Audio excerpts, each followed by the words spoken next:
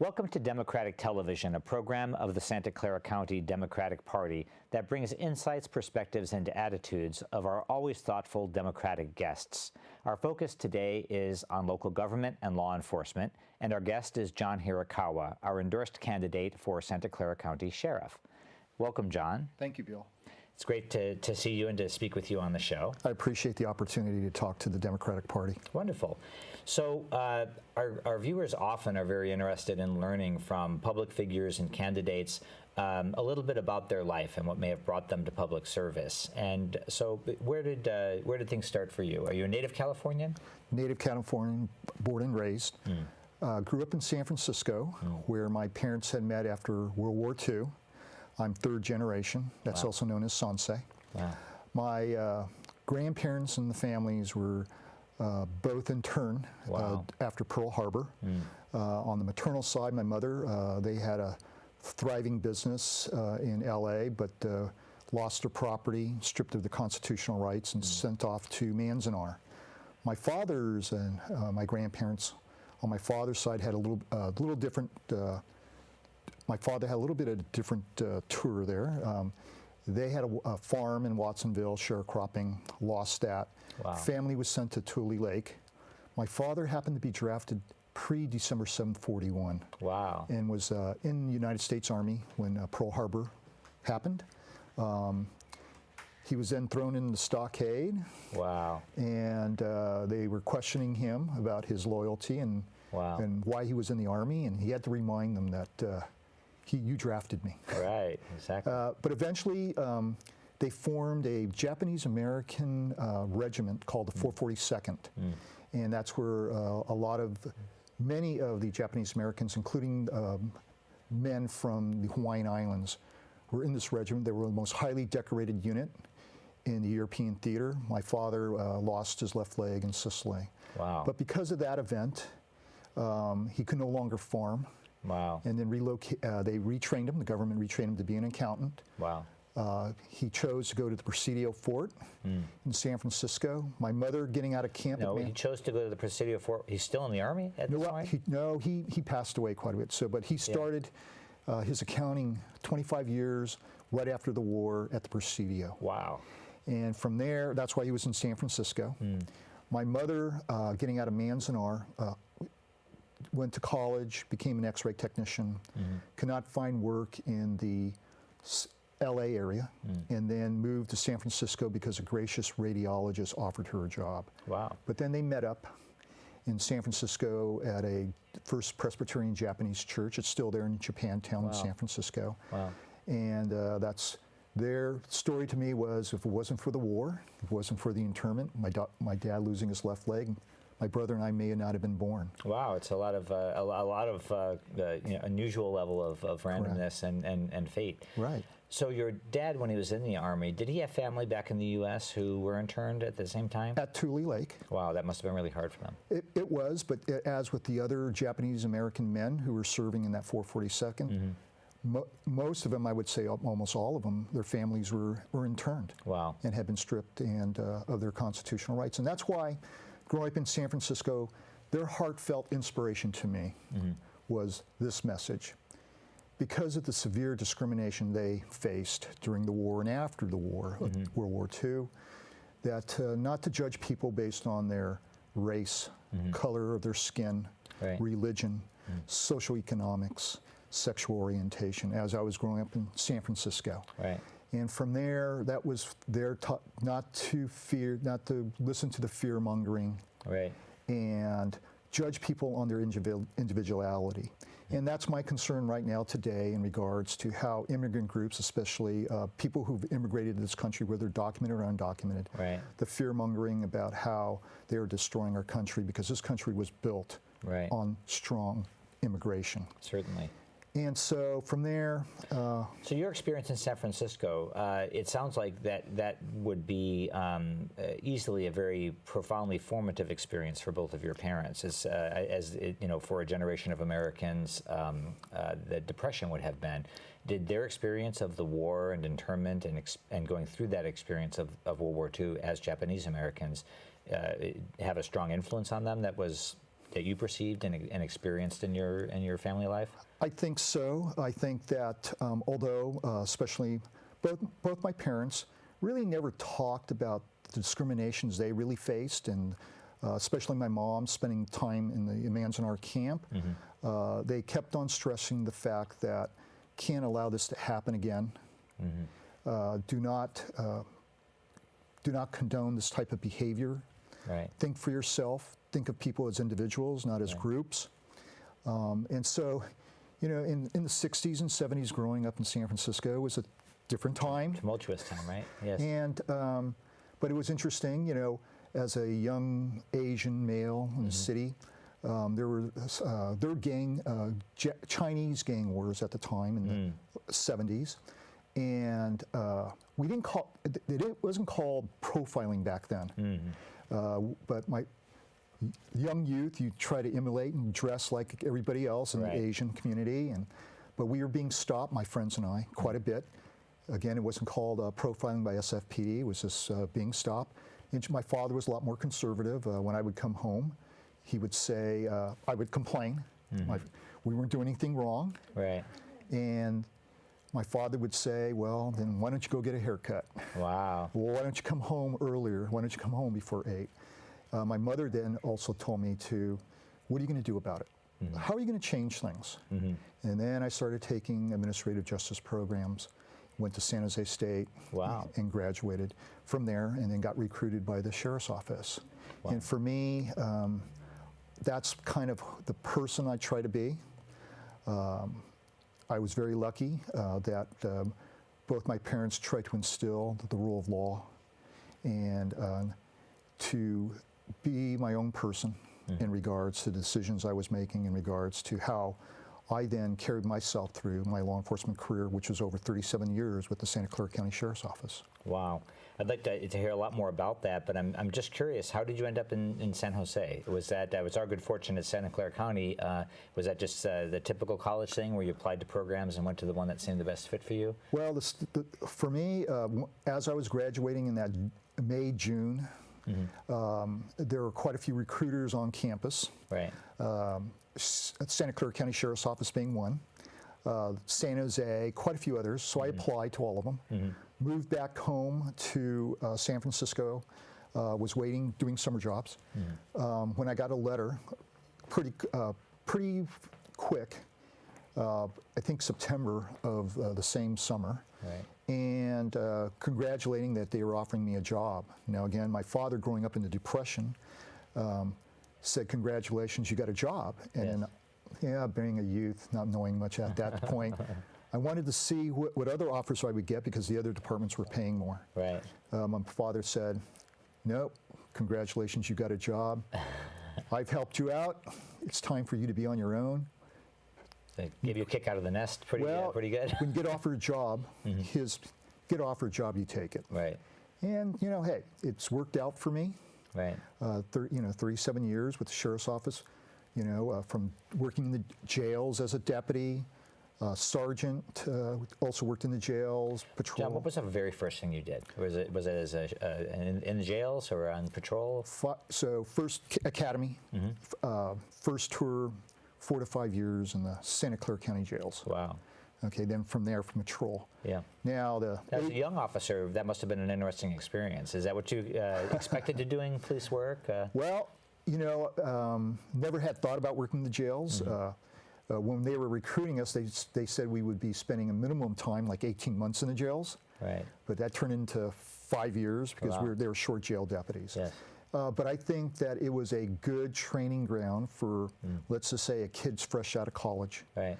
To be in the jails, directing, supervising inmates in dorms of 60. Wow. And only by your verbal direction trying to get compliance. And I think that's where I learned those tools early on working those jails were invaluable for me throughout my career, but specifically out in street patrol, where I spent about 10 years in patrol. In the jail, is there anything that surprised you about that experience that you learned about people or yourself that you didn't expect? So, many people don't have the opportunity to spend time in the jails. Very much true. So, at one end or the other. And it was for me trying to understanding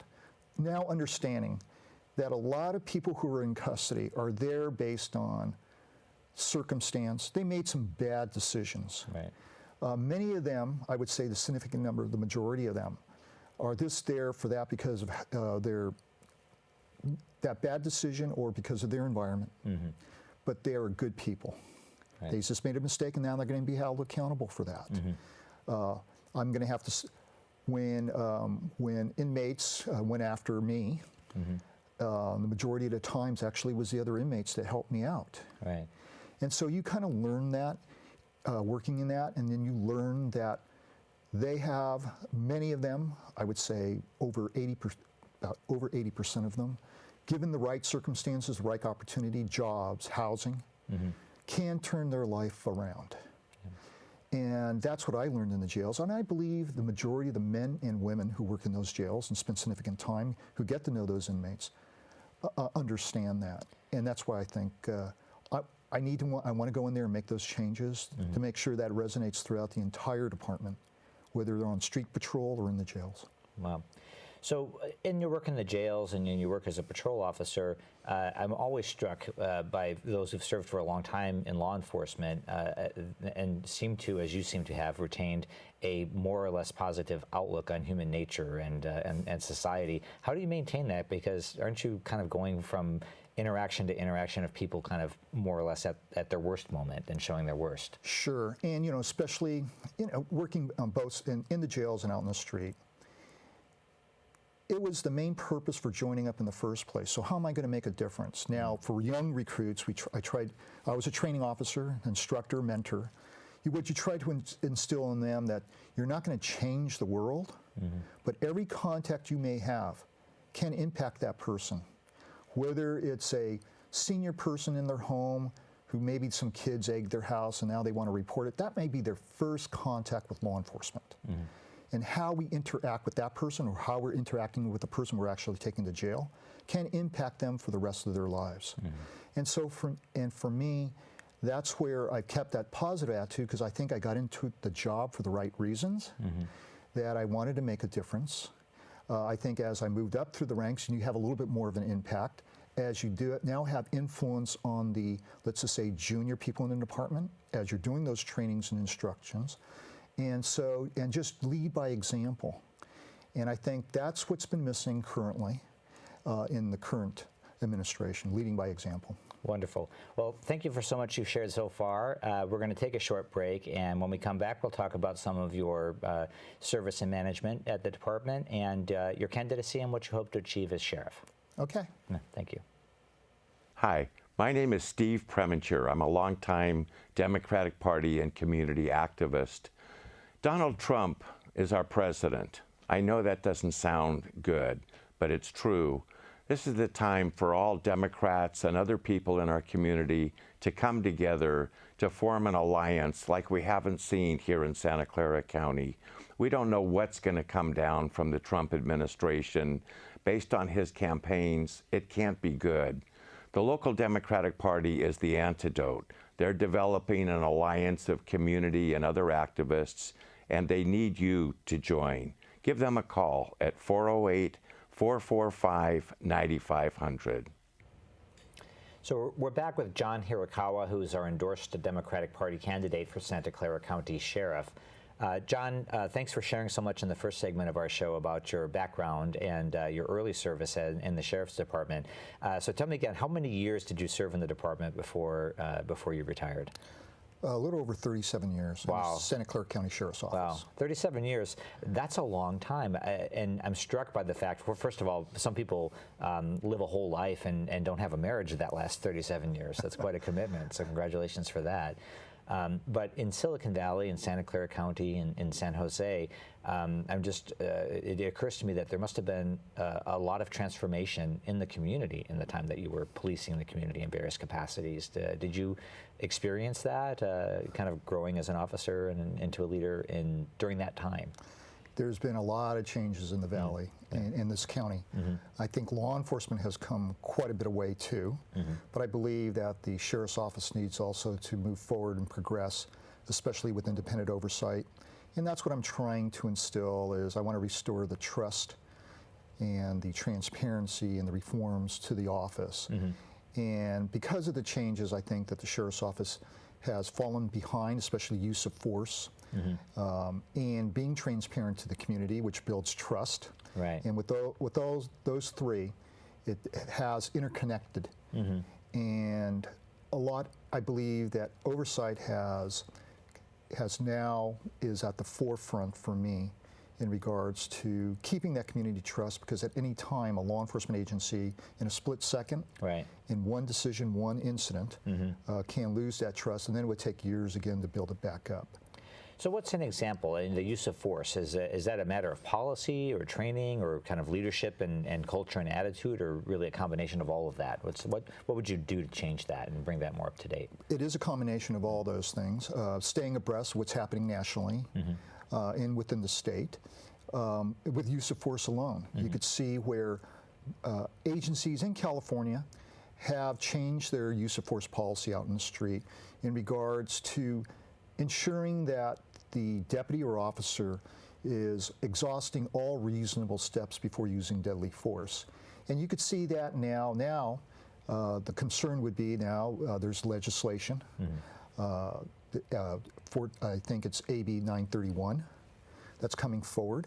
And I think law enforcement in general are concerned about legislation that would force them to do this, but it should be welcomed in regards to how those steps should be considered prior to using deadly force. Now, at any time, you have to skip steps, and that should be also understood. But then, when you have oversight, and that independent body, separate from the sheriff, examines those operational policies and what steps were taken, whether they were reasonable or not, or whether those steps could have been skipped. That's why you instill that trust with the community. But I believe we've fallen behind on several different policies in regards to this. As to transparency and in particular oversight, that would present some challenges, I'm sure. As sheriff, how could that be a resource to you? What's the structure of a program that has adequate independence and yet would have the confidence of you as sheriff and of the deputies, of the folks working in the jail? Well, for me, it's not so much of I don't see it as a challenge. I see it as a welcome in regards to instilling, again, that trust to the community. I believe that the parties should all be at the table as equal to form how that will look. Now, the Board of Supervisors have moved forward with their plan, but what the public needs to know, or what the constituents need to know, is that those 4 board members cannot force any issue or any policy on the elected sheriff. That elected sheriff is a chief executive officer. That's why this campaign, this office is very important, should be important to them. It is a chief executive. The sheriff sets policy. So you mentioned a pretty important point to me as chairman of the Democratic Party, which I think is helpful for people in the community to learn and understand. That is that the Board of Supervisors is able to set some policy. I assume that they set some budgetary choices at a high level, but the ultimate accountability for the sheriff is really directly to the voters. Is that accurate? The voters to the sheriff, and the board cannot dictate to the sheriff what to do. Now, you did mention budgetary. They can control that budget, but once they give her the money or he the money, then it's up to the sheriff to decide how to spend the money and can change the mind, change their mind. So we as Democrats are hoping for a change in leadership in the Sheriff's Department, but I think it's helpful for voters to know that the only way that can be affected is by electing you as sheriff. So that's our goal as a party for sure. And I'd like to also mention that you had somewhat of an independent evaluation of the jails through the Santa Clara County Blue Ribbon Commission after the death of Michael Tyree in August of 2015. And that Blue Ribbon Commission came up with a recommendation, one of the change in leadership. However, I have the chair of the Blue Ribbon Commission and many other commissioners who are actually endorsing me, who believe through this process I was the most transparent, trustworthy person, Right. and listening to what their concerns were. So you referred to the death of Michael Tyree, and can you say just a little bit for viewers who may not know what occurred? And I know that the details of it would be disturbing, but what occurred and why is it important, and how does it relate to your decision to run to be sheriff? Well, I think the true message of what happened to Michael Tyree, who was beat up by three correctional deputies Right. of the sheriff, were held accountable and were convicted of murder and are now serving 15 to life. Mm-hmm. But the lessons to be learned here would be, how are the mentally ill inmates in our custody, and for me also out of custody, out in our community, how are they being treated and how are we addressing this issue? Mm-hmm. And through that death, what I recognized also before the death of Michael Tyree, that the department had fell behind in regards to the policies, procedures, in regards to how we were dealing with the mentally ill inmates in our jail. And those corrections are being made today. I led some of those before I left in 2016. Mm-hmm. But the lessons learned were, there's no absolving the three deputies that beat him to death. What prompted them to do this egregious behavior and how they happened to get hired is all being, it's unexcusable. Right. So I think that it's hard for lay people, non-law enforcement personnel, to understand how anything like that could happen. There's a whole series of events, and it seemed like there were opportunities when, if any one deputy or employee who became aware of the situation might have been able to intervene. And I guess for a lot of us who are looking at your race and the situation with the current sheriff, we wonder what could be going on in terms of the culture and the overall leadership that might have created a situation where there was not an opportunity, not a procedure, nobody in place who might have seen what was going on, known that it was wrong, and intervened. And what would you say about that? Is that part of what you feel is your motivation to run for sheriff and try to change the leadership there? My motivation is really to change the cultural. The culture of the office starts at the very top, the chief executive, the sheriff. And that's what I'm trying to change. And then it resonates to below, and then it resonates to the community and what's happening in the jail. Right. It all starts at the top. But beyond that, let's talk about, I believe also, so the sheriff took over operational control on July 1st, 2010 of the jails. And because of the recession at that time, and there were budget cuts to be made. And that's why the sheriff merged with the Department of Corrections. But there was about a $7.58 million budget cut. But from that came a cutting of personnel, and specifically for me, supervisors. So I'm not saying that it may have contributed to the death of Michael Tyree because of the lack of supervision within the jail. And so that came out through the studies from the Blue Ribbon and other people coming into the jail to examine these things, many of who I brought in outside medical experts to include mental health, suicide, dental, medical. And so with that, I wanted an independent evaluation. And from that, we learned. But again, those are contributing factors, but it's still the three are ultimately responsible for the death of Michael Tyree. Right. So you mentioned your long service in the department, and just in terms of qualification, can you tell listeners about the leadership roles you had in the department and how you feel they may have prepared you for this role of sheriff? Because voters, it's one of the offices where voters feel not well prepared to make the decisions based on qualifications. But maybe just say a bit about what you have done. I worked most of the major divisions in the sheriff's office. Promoted to sergeant, lieutenant, captain, assistant sheriff, under sheriff. Held all those positions. At each level, my supervisors or command staff recognized me for my work ethic, initiative, honesty, integrity. I also have the endorsement. Police chiefs, sitting police chiefs can't endorse, but retired ones can. And so I have about 10 retired police chiefs who worked with me, who have the confidence that I can be that top leader, that I could bring the changes that need to occur in that office. As I said, the Blue Ribbon Commission members, as Crime Victims United, I have a wide assortment of people who've worked in the office who know that I could do a better job. And so for that, I think the public should know You now have a qualified person who can challenge the incumbent who has been in office for 2 decades. Right. And there needs to be a change. I want to bring a fresh start, fresh ideas to the sheriff's office, because the office needs to change, not only culturally, in regards to a lot of the issues that are occurring. Good. You made reference to retired police chiefs. What do you see as opportunities as sheriff to be a leader regionally in terms of law enforcement policies, advancing democratic values, advancing progressive values? Well, I think the majority of those police chiefs are progressive in regards to protecting our immigrant communities, ensuring that their constitutional rights are not being violated. But I believe also there needs to be comprehensive immigration reform to include the protection of DACA and Dreamers, and that we do protect them, because I know that now it's the fear-mongering today in regards to this group. And as a group, we should take a lead in doing that to keep that community trust.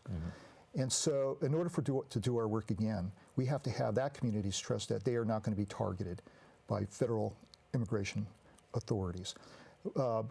So that's what I'm hoping to do. I also want to really challenge the police chiefs in this. There are many unreported domestic violence and sexual assaults, especially on our campuses, college campuses. There needs to be where we reach out to CBOs to protect those victims so they can come forward and report. Wonderful. Well, it sounds like you will be a great leader in the county and in the Sheriff's Department, John. So best of luck in your campaign. Thank you very much, Bill. Appreciate it. Thank you. Thank you for watching DTV. Give us a call at 408-445-9500. If you would like to reach out to John Hirokawa or his campaign, please see their website, which is www.johnhirokawa.com. For the party, we're at www.sccdp.org. Help us to make a difference. We will see you on the campaign trail.